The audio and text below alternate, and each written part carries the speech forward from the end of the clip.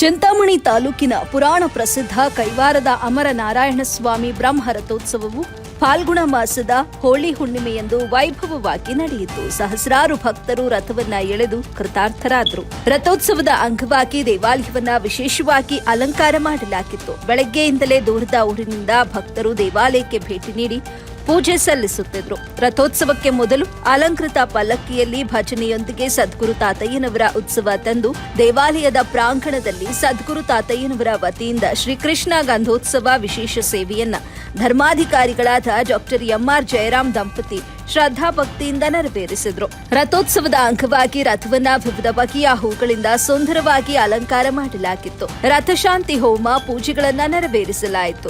ಶ್ರೀಕೃಷ್ಣ ಗಂಧೋತ್ಸವ ಸೇವೆಯ ನಂತರ ಅಲಂಕೃತಗೊಂಡಿದ್ದ ಬ್ರಹ್ಮರಥಕ್ಕೆ ಶ್ರೀದೇವಿ ಭೂದೇವಿ ಸಮೇತ ಉತ್ಸವ ವಿಗ್ರಹಗಳನ್ನ ವೇದ ಘೋಷದಲ್ಲಿ ಕರೆತರಲಾಯಿತು. ರಥದಲ್ಲಿ ದೇವರ ವಿಗ್ರಹಗಳನ್ನ ಇಡ್ತಾ ಇದ್ದಂತೆಯೇ ಗೋವಿಂದ ನಾಮ ಸ್ಮರಣೆ ಮುಗಿಲು ಮುಟ್ಟಿತ್ತು.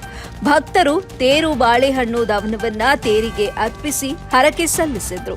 ಭಕ್ತರು ಅಧಿಕ ಸಂಖ್ಯೆಯಲ್ಲಿ ಭಾಗವಹಿಸಿದ್ರು. ಸದ್ಗುರು ಕೈವಾರ ತಾತಯ್ಯನವರ ಜಯಂತಿ ಆಚರಣೆ ಶ್ರೀ ಕ್ಷೇತ್ರ ಕೈವಾರದ ಸದ್ಗುರು ಶ್ರೀ ಯೋಗಿ ನಾರಾಯಣ ಮಠದಲ್ಲಿ ಫಾಲ್ಗುಣ ಮಾಸದ ಹುಣ್ಣಿಮೆಯಂದು ಕೈವಾರ ತಾತಯ್ಯನವರ ಜಯಂತಿಯನ್ನ ಶ್ರದ್ಧಾಭಕ್ತಿಯಿಂದ ಆಚರಿಸಲಾಯಿತು. ಜಯಂತಿ ಅಂಗವಾಗಿ ವಿಶೇಷ ಪೂಜೆಗಳನ್ನು ಹಮ್ಮಿಕೊಳ್ಳಲಾಗಿತ್ತು. ತಾತಯ್ಯನವರ ಮೂಲ ವಿಗ್ರಹವನ್ನ ವಿವಿಧ ಬಗೆಯ ಹೂಗಳಿಂದ ಅಲಂಕರಿಸಲಾಗಿತ್ತು. ಶ್ರೀದೇವಿ ಭೂದೇವಿ ಸಮೇತ ಶ್ರೀ ಅಮರನಾರಾಯಣ ಸ್ವಾಮಿ ಹಾಗೂ ಸದ್ಗುರು ತಾತಯ್ಯನವರ ಉತ್ಸವ ಮೂರ್ತಿಗಳನ್ನ ಪೀಠದಲ್ಲಿ ಆಸೀನ ಮಾಡಿಸಿ ವಿಶೇಷ ಪಂಚಾಮೃತ ಹಾಗೂ ಮಂಗಳ ದ್ರವ್ಯಗಳಿಂದ ಅಭಿಷೇಕವನ್ನ ನೆರವೇರಿಸಲಾಯಿತು.